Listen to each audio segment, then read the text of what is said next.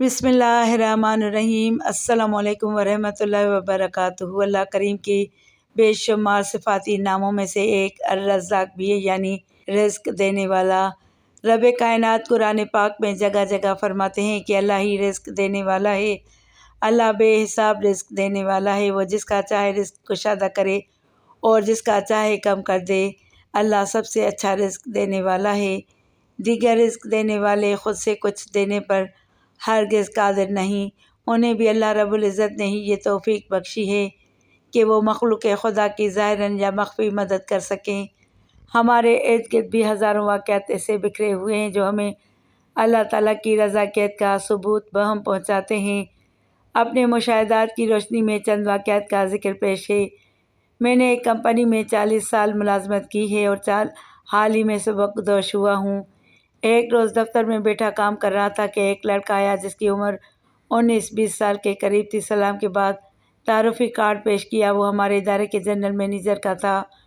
Card पर मुझे पैगाम दिया गया था, इसकी मदद करो। मैंने लड़के को कुर्सी पर बैठने का इशारा किया और पूछा कि तुम्हें किस किस्म की मदद दरकार है। उसने कहा मुझे मुलाजमत चाहिए। मैंने उसे बताया मैं इस हैसियत में नहीं कि किसी को मुलाजमत पर लगा या निकाल सकूं। जनरल मैनेजर ख़ुद बड़े इख्तियारात का मालिक है। सारे दफातर उसके मातहत हैं। जब वो तुम्हें मुलाजमत नहीं दे सकता तो मैं कैसे दिलवा सकता हूँ। उसने तुम्हें टालने की कोशिश की है। मैंने फिर उससे पूछा कि तुम जनरल मैनेजर के पास किस तरह पहुँचे। उसने बताया मेरा ताल्लुक़ गाज़ीपुर से है। मेरे वालिदैन का इंतकाल हो चुका। 4 छोटी बहनें हैं। मैट्रिक करने के बाद में आया और एक बेकरी में मुलाजिम हो गया। रात को बेकरी ही में सोता हूँ। काम मुश्किल तलब है मगर मैं मज़ीद पढ़ रहा हूँ। कुछ अर्सा कब्ल इंटर का इम्तहान दिया है। हमारे गांव का एक ठेकेदार जनरल मैनेजर की कोठी बना रहा है। उसी के वसीले से जनरल मैनेजर से मिला, उन्होंने आपके पास भेज दिया। ये सुनकर मैंने कहा भाई रिस्क देने वाली सिर्फ अल्लाह की ज़ात है, ना मैं हूँ और ना जनरल मैनेजर। फ़िलहाल मैं इस हैसियत में नहीं कि तुम्हें रोज़गार दे सकूँ। उसके चेहरे पर मायूसी फैल गई और वो बददिल होकर खड़ा हो गया। उसकी मायूसी और चेहरे के तासुरात देख और घरेलू हालात सुनकर मुझ में रहम का जज्बा पैदा हो गया। मैंने उसे बैठने को कहा और पूछा तुम नमाज़ पढ़ते हो। उसने कहा कि कभी कभार पढ़ लेता हूँ। मैंने उसे बताया कि अगर तुम रिस्क पाने और अपने मसाइल का हल चाहते हो तो आज से नमाज शुरू कर दो। एक छोटा सा वजीफ़ा भी बताया और कहा कि 15 रोज़ बाद आना, इंशाअल्लाह रब करीम कोई सबील निकाल देगा। जब वो चला गया तो मैं सोचने लगा कि 15 रोज़ बाद मैं उसे कहाँ से रोज़गार दिलाऊंगा। ना उसकी ज़्यादा तालीम है, ना कोई तजुर्बा, जिस्मानी तौर पर भी कमज़ोर है। ये हालात मद्देनज़र रखते हुए मैं दुआ करता रहा कि उसे बेहतर रिस्क मिल जाए। चंद रोज़ बाद मुझे जनरल मैनेजर का ख़त मिला। इदारा आपके दफ्तर में टेलीफोन एक्सचेंज लगा रहा है, उसके लिए जगह फर्नीचर वगैरह का इंतज़ाम करके फ़ौरी तौर पर मुतल्ला कीजिए ताकि काम शुरू किया जाए। मैंने तमाम सामान का इंतज़ाम करके जनरल मैनेजर को लिख दिया। हमने मतलूबा अशिया ख़रीद लिए। अब टेलीफोन एक्सचेंज चलाने के लिए एक ऑपरेटर की ज़रूरत है, उसका भी बंदोबस्त हो चुका। उसके तकर्रुर की इजाज़त मरम्मत फरमाइए। चंद रोज़ बाद उसकी मंजूरी आ गई। जब वो लड़का आया तो मैंने कहा कि तुम्हारी नौकरी का इंतज़ाम हो चुका, तुमने टेलीफोन ऑपरेटर बनना है। जो लोग एक्सचेंज लगाने आएंगे तुम उनसे काम सीख लेना। आसान काम था। उसने चंद ही रोज़ में काम सीख लिया और मुस्तैदी से अपनी ड्यूटी अंजाम देने लगा। मैंने उससे कहा देखो तुमने अल्लाह ताला को याद किया और रब ताला ने तुम्हारे रिज़्क़ का इंतज़ाम कर दिया। अल्लाह ताला को ज़्यादा से ज़्यादा याद करो ताकि तुम्हारे रिज़्क़ में मज़ीद इजाफ़ा हो सके। उसने मेरी बात पर अमल किया और अपनी तालीम भी जारी रखी। कई माह ये सिलसिला जारी रहा। एक रात इत्तफ़ाक़न बिजली ज़रूरत से ज़्यादा आई तो टेलीफोन एक्सचेंज हाई वोल्टेज के बायस जल गया। उसे ठीक करने की खातिर हज़ार रुपये दरकार थे। कुछ दफ्तरी मसाइल की वजह से मामला खटाई में पड़ गया। यूँ उस लड़के का रोज़गार जाता रहा। उस दौरान वो इंटर पास कर चुका था। मैंने साथी ऑफिसर को कहकर उसे उसके शोबे में भर्ती करा दिया। लड़का वहाँ मेहनत से काम करता रहा और BA कर लिया। उस वाक़े का दिल खराश पहलू ये है कि ये लड़का 4 साल बाद किसी काम के सिलसिले में जनरल मैनेजर के पास गया। उसने पुराने ठेकेदार के हवाले से अपना तारुफ़ कराया और बताया आपने अपना तारुफ़ी कार्ड मुझे हबीब साहब के नाम दिया था, उन्होंने मुझे रोज़गार दिलवा दिया। میں نے اپنی تعلیم جاری رکھی اور ملازمت بھی کرتا رہا۔ اب میں ایم اے کر رہا ہوں۔ آپ کے تعاون پر شکر گزار ہوں۔ ایک مہربانی اور کریں کہ مجھے مستقل کر دیں تاکہ میرا مستقبل محفوظ ہو جائے۔ جنرل مینیجر نے کہا، پہلے یہ بتاؤ کہ جب تم ڈیلی ویجز پر ملازم ہوئے تو تم نے کتنے روپے دیے؟ لڑکے نے کہا، میں نے کسی کو ایک پیسہ بھی نہیں دیا۔ انہوں نے کہا، کمپنی میں ڈیلی ویجز پر ملازم کرانے کا معاوضہ 50,000 روپے ہے۔ اگر کسی نے نہیں لیے تو یہ روپے مجھے لا کر دو ورنہ میں تمہیں نوکری سے نکال دوں گا۔ یہ سن کر لڑکا قدرتاً پریشان ہو گیا، میرے پاس آ کر رونے لگا۔ اب کیا ہوگا؟ میں اتنی بڑی رقم کہاں سے لاؤں؟ میں نے کہا، تمہیں ان کے پاس جانے کی ضرورت نہیں تھی۔ اس کے کرپٹ کردار سے سب لوگ واقف ہیں۔ اب تم انہیں جا کر بتاؤ میں نے ایک جگہ کمیٹی ڈال رکھی ہے، اب ان سے درخواست کی ہے کہ پہلے مجھے دے دے، لہٰذا 2 ماہ بعد کمیٹی مل جائے گی، تب میں آپ کو پیسے دوں گا۔ چنانچہ وہ جنرل مینیجر کے پاس گیا اور 2 مہینے بعد 50,000 روپے دینے کا وعدہ کر کے چلا آیا۔ اس کی خوش قسمتی کے 1.5 ماہ بعد ہی ادارے نے اچانک جنرل مینیجر کو زبردستی ریٹائر کر دیا، یوں اس کی جان بخشی ہو گئی۔ وہ لڑکا ماشاءاللہ میں کر گیا، شادی ہو گئی، بال بچے دار ہوا، اب اللہ کے فضل سے خوشحال زندگی گزار رہا ہے۔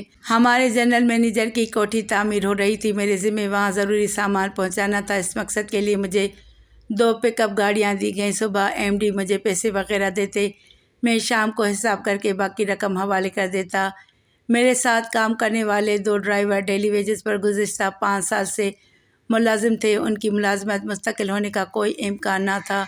ایک روز وہ ڈرائیور کہنے لگے، آپ ایم ڈی سے روز ملتے ہیں، کبھی ہمارے مستقبل کے بارے میں بھی بات کر لیں، اگر ہمیں مستقل ملازمت مل جائے تو مہربانی ہوگی۔ میں نے کہا، مناسب موقع دیکھ کر بات کروں گا۔ ایک روز شام کو ایم ڈی کے ساتھ بیٹھا چائے پی رہا تھا، ان کا موڈ اچھا تھا۔ میں نے موقع غنیمت جانتے ہوئے ان ڈرائیوروں کے متعلق بات کی اور بتایا، یہ لوگ گزشتہ 5 سال سے ڈیلی ویجز پر کام کر رہے ہیں۔ اگلے ماہ ایڈمن مینیجر نے ڈرائیوروں کو انٹرویو کے لیے بلایا ہے، لیکن انہیں بلاوا نہیں ملا، ان کا حق پہلے بنتا ہے۔ انہوں نے اسی وقت ڈرائیوروں کو بلایا اور ان سے کچھ سوالات پوچھے، پھر مجھے کہا، ان دونوں کو صبح لے کر میرے دفتر آ جائیے، میں معاملے کی تحقیق کرتا ہوں۔ دوسرے روز میں ان لوگوں کو لیے ایم ڈی کے پاس پہنچ گیا۔ انہوں نے فوری طور پر ایڈمن مینیجر کو بلایا اور ان سے کہا، آپ نے ان لوگوں کو انٹرویو پر کیوں نہیں بلایا؟ ان کا حق پہلے ہے۔ وہ بولے، ہمارے پاس وزیروں اور دیگر بڑے لوگوں کی سفارشیں آ جاتی ہیں، ہم مجبور ہیں۔ ایم ڈی نے کہا، ان لوگوں سے میں بات کر لوں گا، جتنے لوگ ڈیلی ویجز پر کام کر رہے ہیں، پہلا حق ان کا ہے۔ انہیں انٹرویو کا لیٹر فوری طور پر جاری کیجیے اور میرٹ پر فیصلہ کیجیے۔ کچھ عرصہ بعد وہ دونوں مستقل ہو گئے، یوں ان کا مستقبل روشن ہو گیا۔ چند ماہ قبل ان ڈرائیوروں میں سے ایک ڈرائیور بابر احمد مجھے ملا۔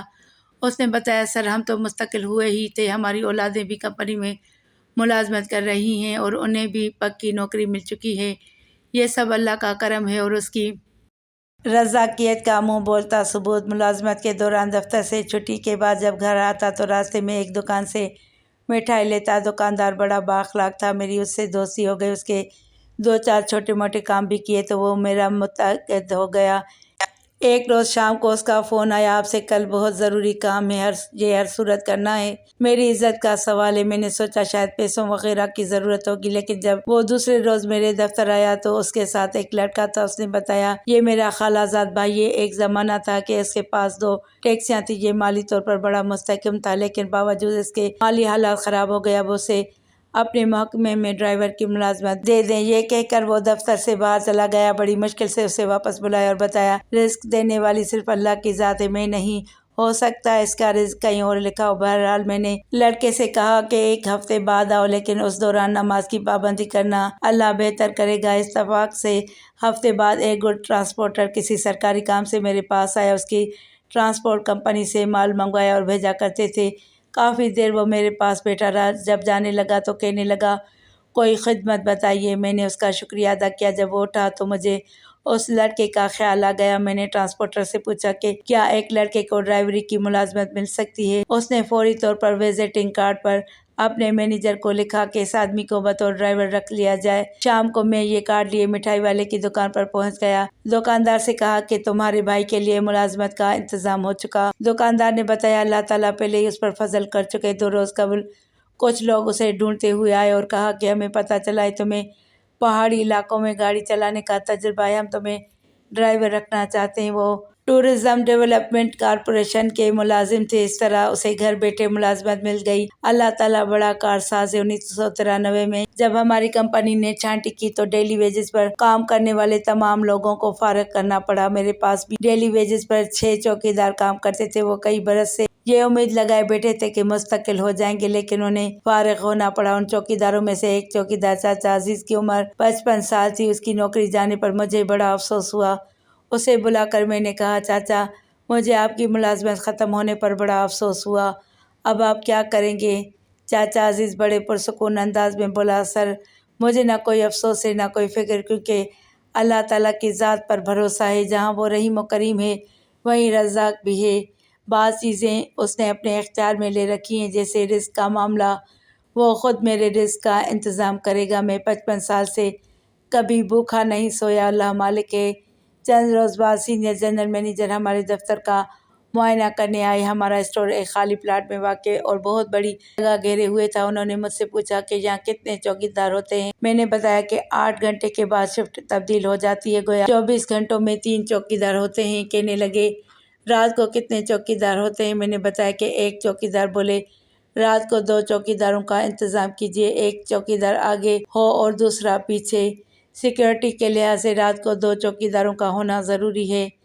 میں نے کہا، پہلے ہم ڈیلی ویجز پر چوکیدار رکھ لیتے تھے، لیکن اب ہم اس انداز میں کوئی چوکیدار اور چپڑاسی نہیں رکھ سکتے۔ کہنے لگے، آپ چوکیدار کے بارے میں لکھ کر بھیجیے، ڈیلی ویجز پر اس کی منظوری MD سے لے کر میں بھجوا دوں گا۔